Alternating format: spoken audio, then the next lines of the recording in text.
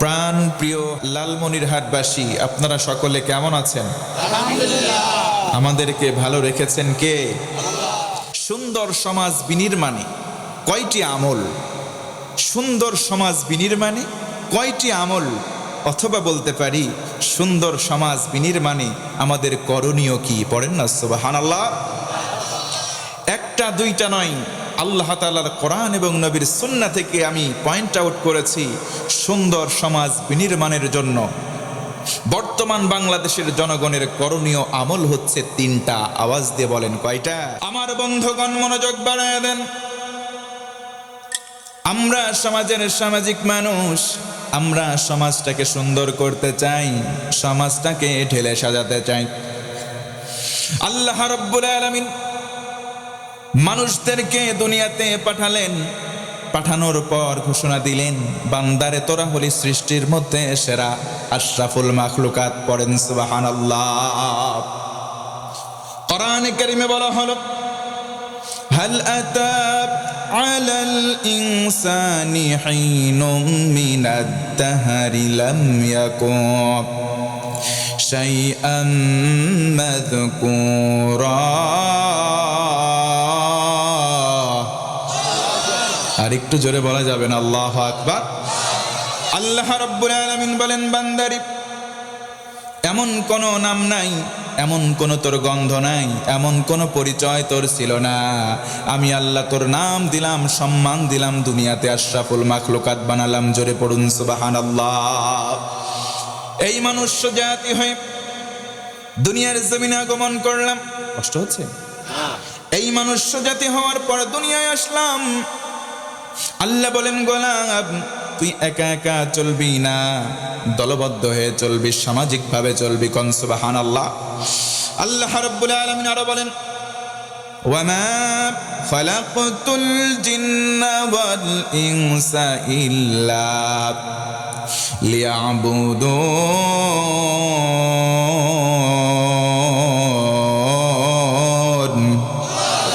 আমার আল্লাহ বলেন, ও গোলাম আমি তোমাকে মানুষ রূপে দুনিয়ায় প্রেরণ করলাম, তোমার উপরে দায়িত্ব আর জিন জাতিদের উপরে দায়িত্ব, আমি আল্লাহর দাসত্ব করবা, গোলামি করবা। কোন সুবহানাল্লাহ।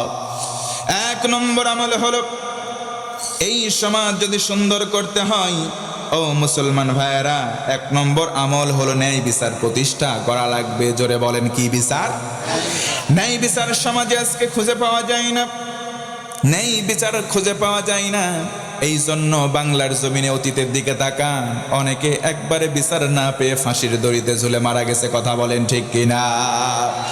কোনো অপরাধ করে না ও মুসলমান, নিরপরাধ মানুষগুলারে ফাঁসির দড়িতে ঝুলাইয়া ঝুলাইয়া বাংলার জমিন থেকে শহীদ করা হয়েছে। ঠিক কিনা বলে?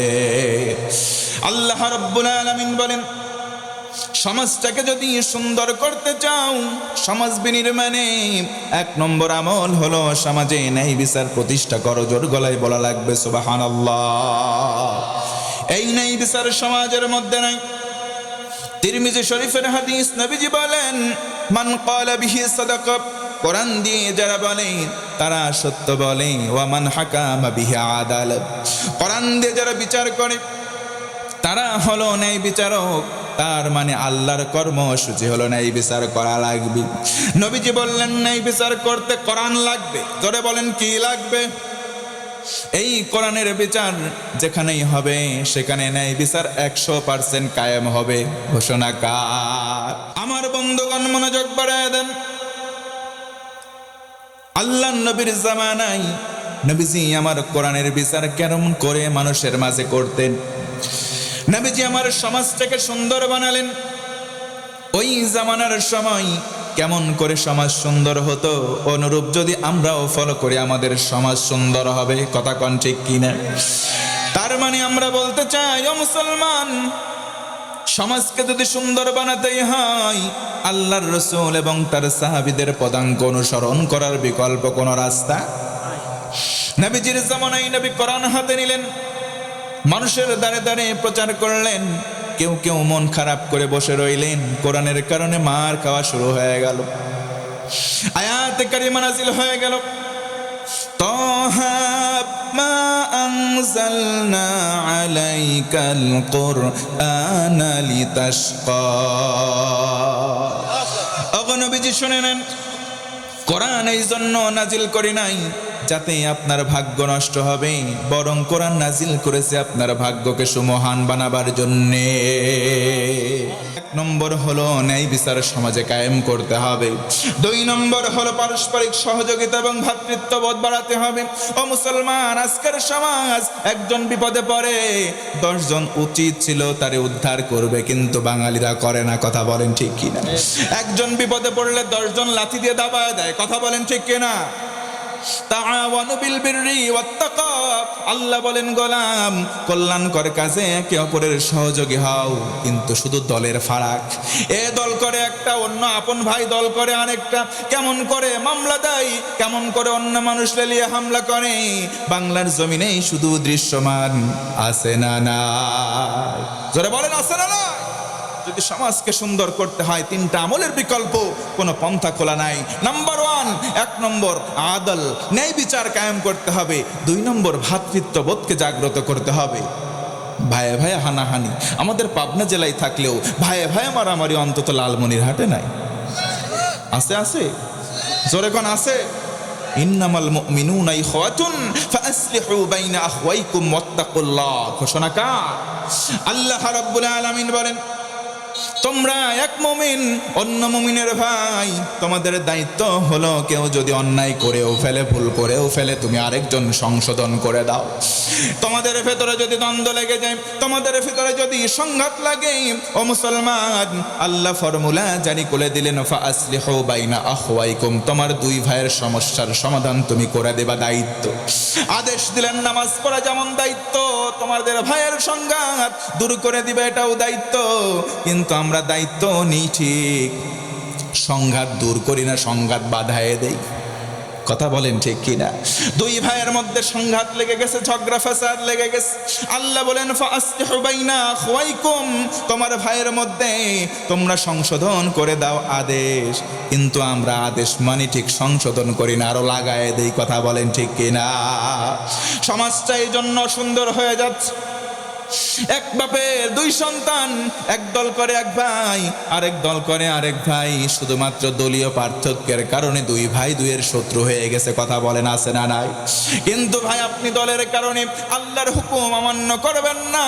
সমাজটা সুন্দর করতে চাই, সমাজ সুন্দর করতে হলে আল্লাহর বেঁধে দেওয়া ফর্মুলা মেনে নেওয়াই লাগবে। কথা বলেন ঠিক কিনা? আল্লাহ রাব্বুল আলামিনের জন্য বলেন, আল্লাহু ওয়ালিয়ুল্লাযীনা আমানু ইউখরিজুহুম মিনায-যুলুমাতি ইলান-নূর।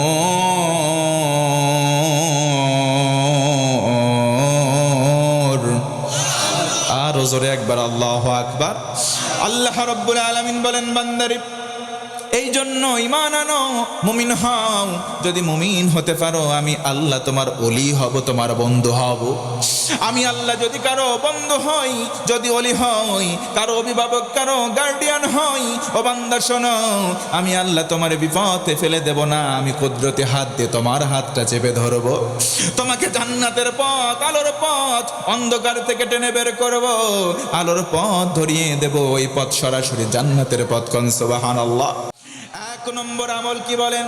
1 নম্বর আমল ন্যায় বিচার কায়েম, সমাজে ন্যায় বিচার করতে হবে। 2 নম্বর হলো একে অপরের সঙ্গে ভ্রাতৃত্ববোধটাকে অটুট করতে হবে। 3 নম্বর হলো সততা, সত্যের জয় জয়কার, সত্য বলবেন ইনশাআল্লাহ। এই 3টা আমল যদি কোনো সমাজের মানুষের মধ্যে জাগ্রত হয়, ওই সমাজ সুন্দর হবে। কথা বলেন ঠিক কিনা?